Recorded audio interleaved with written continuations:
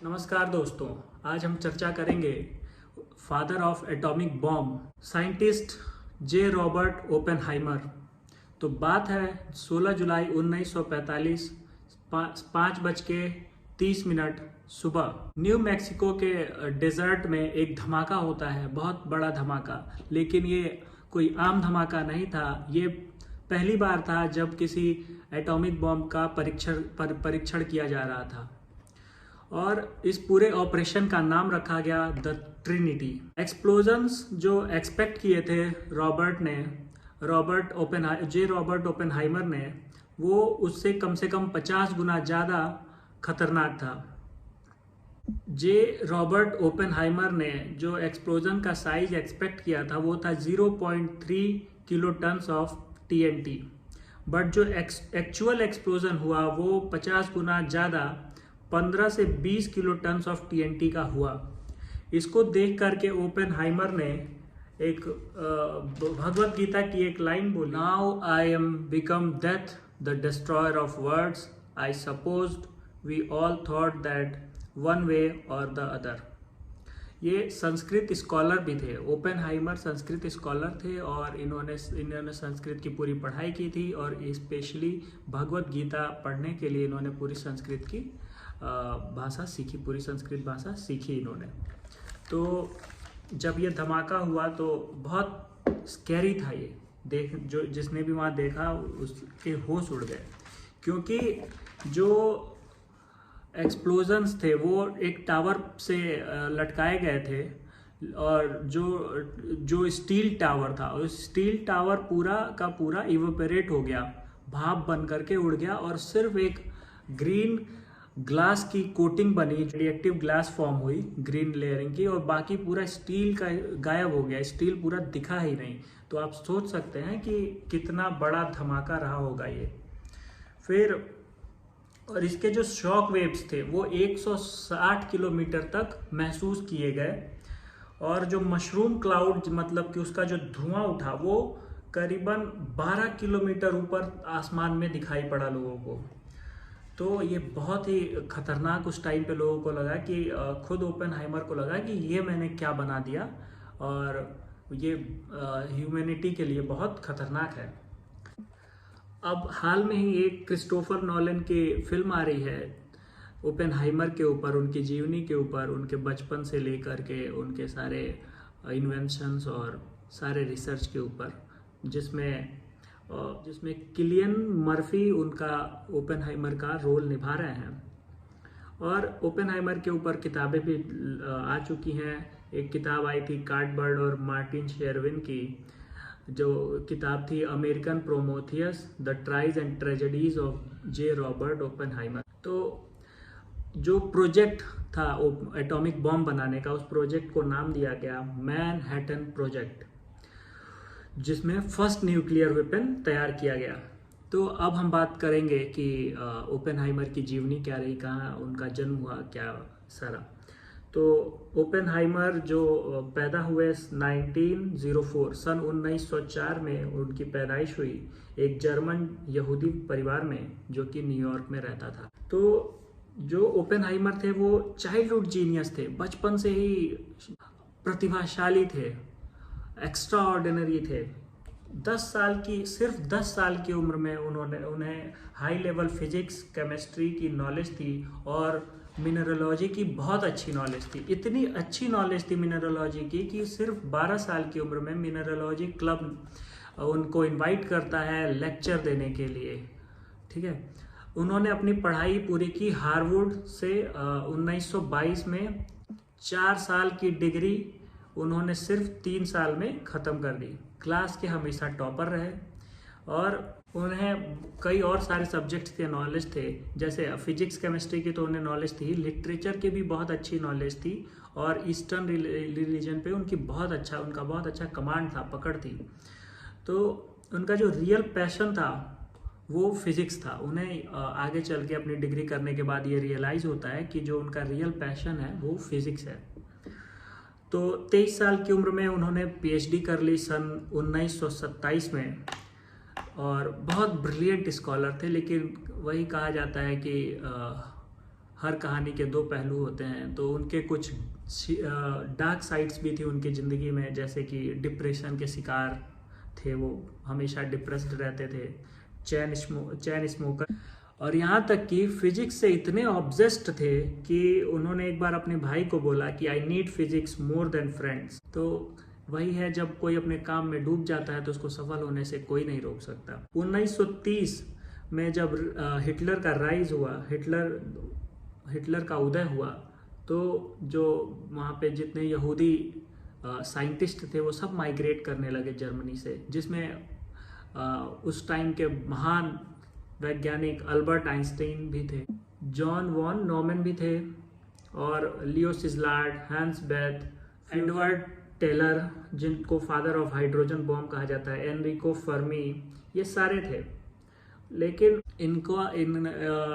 इनके अंदर ये भी था कि ये लेफ्ट विंग से बहुत ज़्यादा इन्फ्लुएंस रहते थे, और इनका परिवार भी रहता था लेफ्ट विंग से ज़्यादा इन्फ्लुएंस रहता था, कम्युनिस्ट विचारधारा से ये जुड़े हुए रहते थे।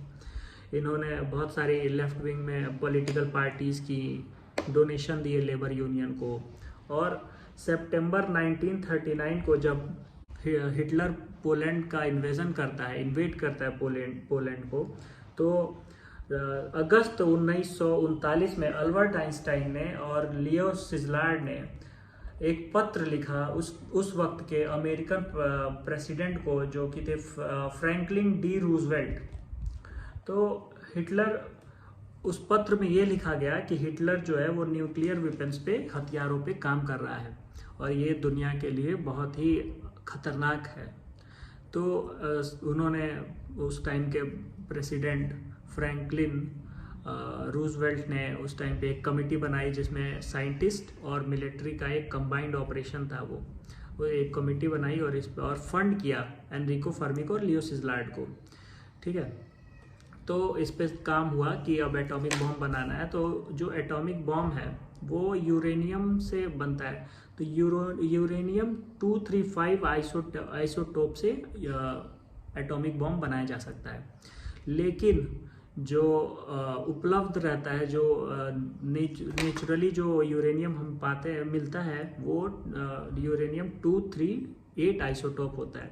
तो अब दिक्कत ये हुई कि यूरेनियम 238 आइसोटोप में से यूरेनियम 235 आइसोटोप निकालना था। तो ये बहुत कई सारे प्रयास किए गए, जिसमें से 2 सफल भी रहे, और फिल्टर करके यूरेनियम 238 में से यूरेनियम 235 निकाला भी गया।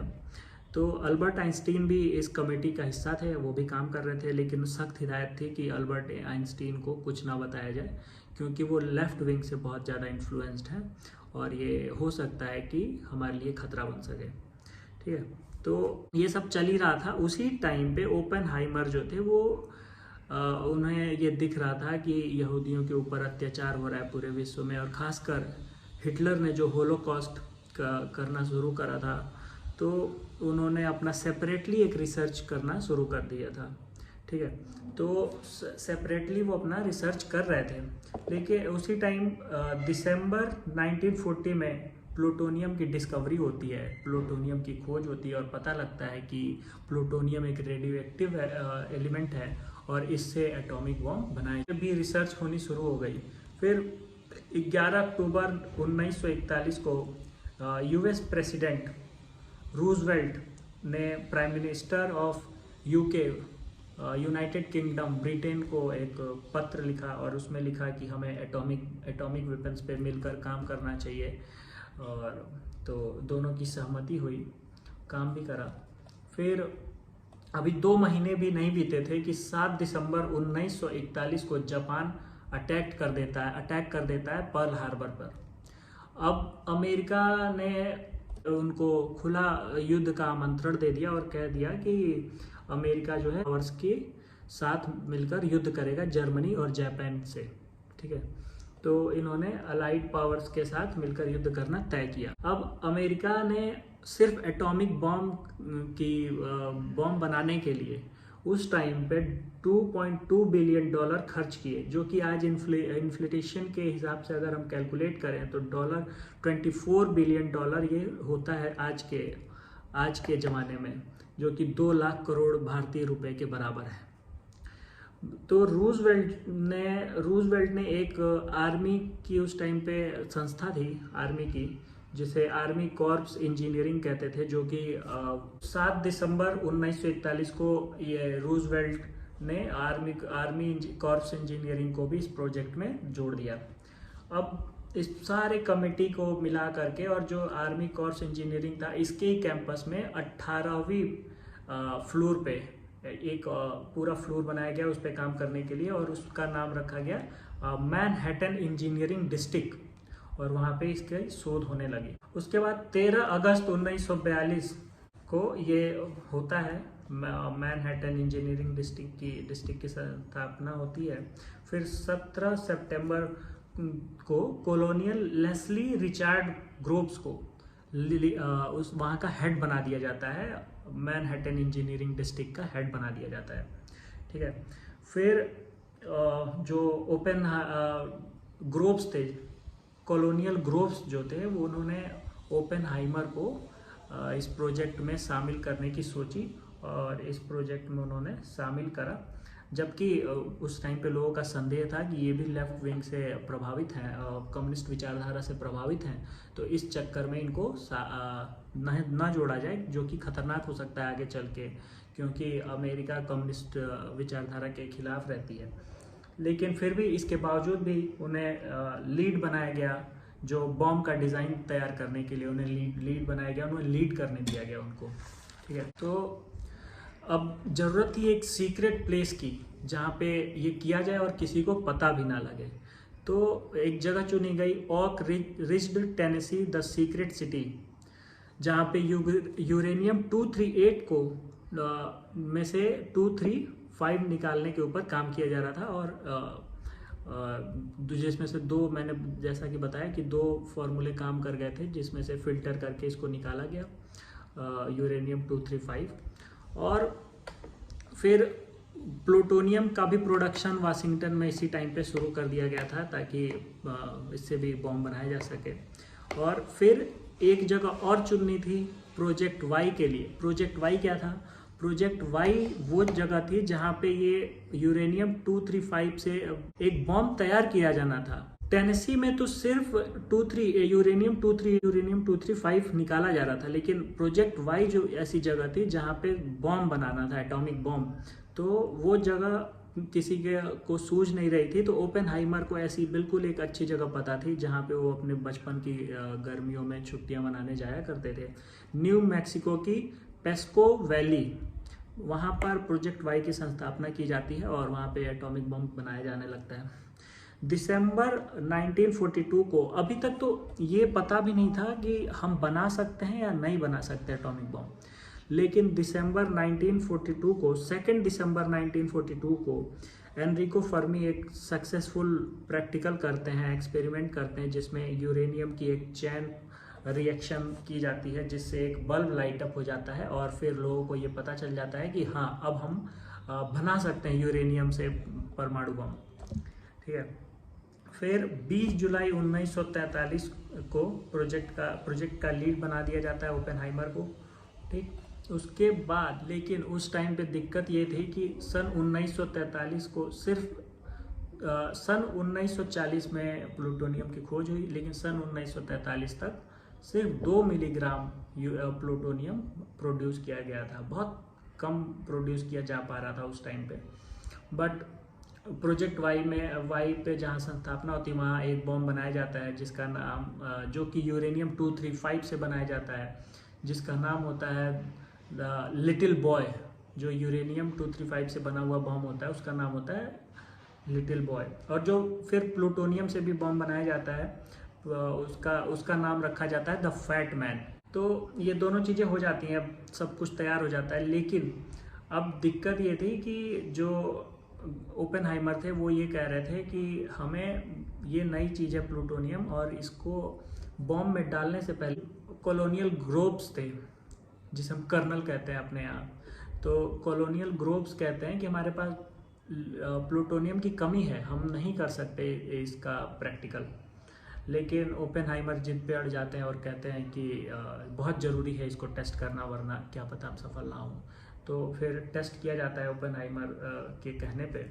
उसी प्रोजेक्ट का नाम होता है जिसकी चर्चा मैंने वीडियो के शुरुआत में की थी, द ट्रिनिटी टेस्ट। अब Trinity test the New Mexico के डेजर्ट में किया जाता है, जो उस पूरे ऑपरेशन में जो बॉम्ब इस्तेमाल होता है उसका नाम रखा जाता है द गैजेट, जिसमें 13 पाउंड प्लूटोनियम डाला जाता है और एक स्टील टावर से 100 फीट की ऊंचाई पर उसे लटका दिया जाता है। फिर 16 जुलाई 1945 5:30 बजे सुबह बॉम्ब को डेटोनेट किया जाता है और धमाका होता है, बहुत भयानक धमाका होता है। जितना सोचा था उससे 50 गुना ज़्यादा भयानक धमाका होता है। और जो स्टील टावर था जिससे उसको लटकाया गया था गैजेट को, वो पूरा का पूरा भाप बन के उड़ जाता है। मतलब कुछ पता ही नहीं चलता है। एक रेडिएक्टिव ग्रीन कलर का ग्लास बस फॉर्म होता है जिसको ट्रिनिटाइट नाम रखा जाता है। फिर ओपेनहाइमर, जैसा कि मैंने स्टार्टिंग में ही बताया था कि ओपेनहाइमर उसी टाइम पे उसको देख के बोलते हैं कि now I become death the destroyer of words, I supposed we all thought that one way और अदर। ठीक है, तो ये होता है, उनको चीज़ें लगती हैं ऐसी, बुरी लगती हैं थोड़ी। फिर अभी 1 महीने भी नहीं बीते थे और 6 अगस्त 1945 को जो लिटिल बॉय बॉम्ब था वो हिरोशिमा पर, जापान के हिरोशिमा पर गिरा दिया जाता है। और उससे भी अमेरिकन्स का मन नहीं भरता है, तो वो 9 अगस्त 1945 को फैट मैन जो बॉम्ब था वो नागासाकी पर गिरा देते हैं और इससे वहाँ बहुत तबाही होती है। और इस पे क्या उसका रिएक्शन हुआ, अगर इस पे चाहते हैं आप कि मैं वीडियो बनाऊं तो कमेंट करें और हमारा चैनल सब्सक्राइब करें अगर अच्छा लग रहा है आपको वीडियो तो। ठीक है, तो हम आगे बढ़ते हैं। फिर पहले जो बम गिराया जाता है हिरोशिमा पर, तो तब तो खुश होते हैं वो ओपेनहाइमर खुश रहते हैं कि अच्छा हुआ, और वो ये भी कहते हैं कि इसको जर्मनी के खिलाफ इस्तेमाल करना चाहिए था, ना कि जापान के। जर्मनी के खिलाफ इस्तेमाल करते, क्योंकि यहूदियों का होलोकॉस्ट वहीं हुआ था। 60 लाख यहूदियों को गैस चैम्बर में डाल करके मार दिया गया था। अगर आप कमेंट करेंगे तो मैं इस पे भी वीडियो बनाऊंगा। और तो उस पे, लेकिन जब नागासाकी पर ये बॉम्ब गिरता है तो बहुत डिप्रेस्ड हो जाते हैं वो ओपेनहाइमर, और वो इस चीज़ को अच्छा नहीं मानते हैं। जब बॉम्ब गिरता है तो इससे बहुत डिप्रेस्ड होते हैं। और 17 अगस्त को वो ओपेनहाइमर अपने हाथ से लेटर लिख करके और खुद देने जाते हैं, सेक्रेटरी ऑफ वॉर को डिलीवर करने जाते हैं। और उसमें लेटर में बाकायदा लिखते हैं कि मैं बैन लगाना चाहता हूँ न्यूक्लियर वेपन्स पे, लेकिन उनकी बात सुनी नहीं जाती है। फिर अप्रैल 1945 को रूजवेल्ट की मौत हो जाती है, जो प्रेसिडेंट थे उस टाइम पे अमेरिका के। फिर जो नए राष्ट्रपति बनते हैं वहाँ के, वो थे हैरी ट्रूमैन। तो कुल 2 महीनों के बाद उन्हें मौका मिलता है ट्रूमैन से मिलने का। ओपेनहाइमर मिलते हैं प्रेसिडेंट से, और प्रेसिडेंट से मिलकर उनके मुंह पे ही बोल देते हैं कि I have blood on my hands. और ये बात सुन करके जो ट्रूमैन थे वो इतने ज़्यादा क्रोधित हो जाते हैं कि फिर मतलब भाइयों आप समझ ही सकते हो, गाली देना, मारा भी हो 2-4 थप्पड़ तो कौन ही जान रहा है।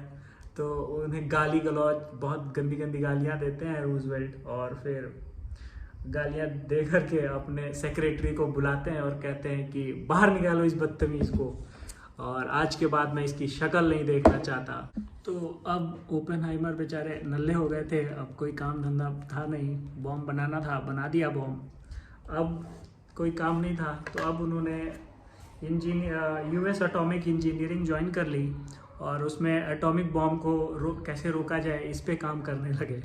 पहले खुद एटॉमिक बॉम्ब बनाया, और लेकिन उसमें बनाने का ये भी कारण था क्योंकि जो जर्मनी में यहूदियों के खिलाफ जो अत्याचार हो रहे थे, जो होलोकॉस्ट हो रहा था, वो बहुत ही खराब था। और जो ओपेनहाइमर थे वो खुद भी यहूदी थे और बहुत प्रभावित हुए उन चीज़ों से। तो एक रिवेंज की तरह से उन्होंने एक बार को लिया ये चीज़, लेकिन बाद में फिर उन्हें लगा कि नहीं, ये इंसानियत के खिलाफ है ऐसा बॉम्ब। यहाँ तक कि अल्बर्ट आइंस्टाइन, वो भी यहूदी थे, और उन्होंने कहा कि mankind invented the atomic bomb but no mouse would ever construct a mouse trap, कि एटॉमिक बॉम्ब इंसानों ने खुद बना लिया, लेकिन कोई चूहा कभी भी अपने लिए ट्रैप, अपने लिए जाल नहीं बनाता।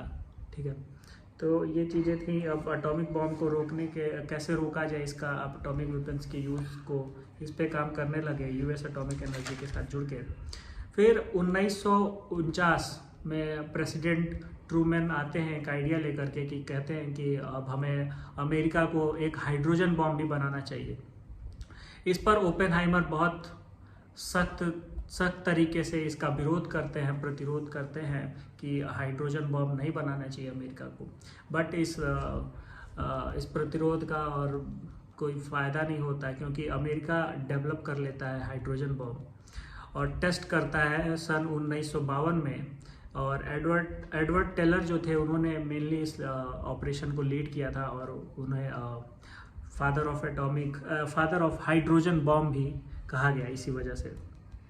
तो फिर ये बॉम्ब बनाते हैं वो लोग, और हाइड्रोजन बॉम्ब भी अब अमेरिका के पास हो जाता है। और जैसा कि आपको पता है कि उन्हें उनके जॉब से निकाल दिया जाता है, क्योंकि वो कम्युनिस्टिक विचारधारा से बहुत प्रभावित थे। अब उनका जो बचा हुआ जीवन था वो एकेडमिक प्रोफेशन में ही बीतता है। वो दुनिया में घूम घूम के हर जगह लेक्चर देते हैं, और फिर 3 बार उन्हें नोबेल प्राइज़ के लिए नॉमिनेट भी किया जाता है, लेकिन तीनों बार वो नहीं जीत पाते हैं। और फाइनली नहीं, और आखिरकार 1965 में थ्रोट कैंसर की वजह से उनकी मृत्यु हो जाती है। ही वॉज डाइड, और 62 ईयर्स की एज में, वो 62 साल की उम्र में वो चल बसते हैं इस दुनिया। और ये होना भी था क्योंकि वो एक चैन स्मोकर थे। और लेकिन इन सब के बीच एक बात की खुशी है हमें कि इन 80 सालों में, एटॉमिक बॉम्ब बनने के बाद 80 सालों में फिर दोबारा कोई अटैक नहीं हुआ किसी भी कंट्री पे, जैसा कि हिरोशिमा और नागासाकी जापान में हुआ था। तो और हालांकि 9 देश जो हैं वो एटॉमिक बॉम्ब उनके पास है, एटॉमिक वेपन्स हैं, और जो कि हैं इंडिया, पाकिस्तान, चाइना, रूस, United states of America, United kingdom मतलब कि ब्रिटेन, इज़राइल, नॉर्थ कोरिया और फ्रांस। तो आज का वीडियो समाप्त करते हैं, और मेरा नाम अमितेश है, और आपको लगी हो अच्छी वीडियो ये तो लाइक करें, सब्सक्राइब करें और हमें सपोर्ट करें। धन्यवाद। शुभ रात्रि।